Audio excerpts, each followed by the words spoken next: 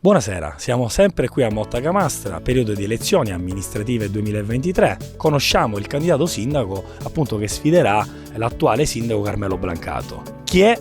Gaetano Consalvo.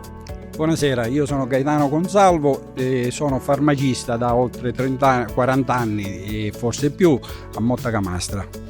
E allora, la mia non è una sfida ma è una scommessa, direi. È una scommessa di fronte a tutti i cittadini che anelano un cambiamento reale di questa piccola comunità. In periodo elettorale si fanno promesse di qualsiasi tipo, di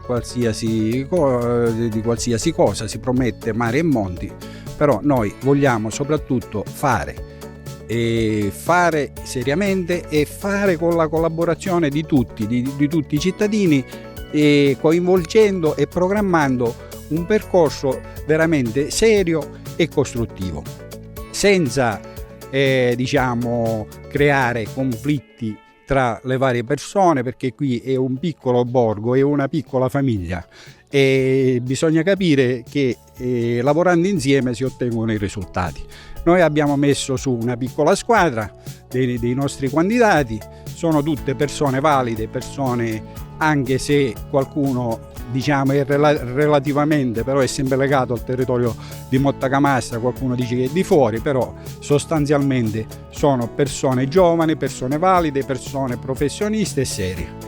E con loro e con la collaborazione di tutti quanti hanno permesso la realizzazione di questa seconda lista.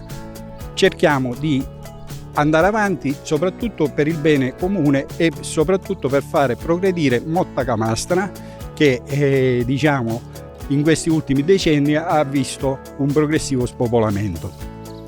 Il candidato Consalvo coglie l'assist lanciato poche settimane fa di una campagna elettorale, continuando con pacatezza appunto questa sfida all'amministrazione. E un messaggio per la comunità e un invito appunto a votarla col nome della lista.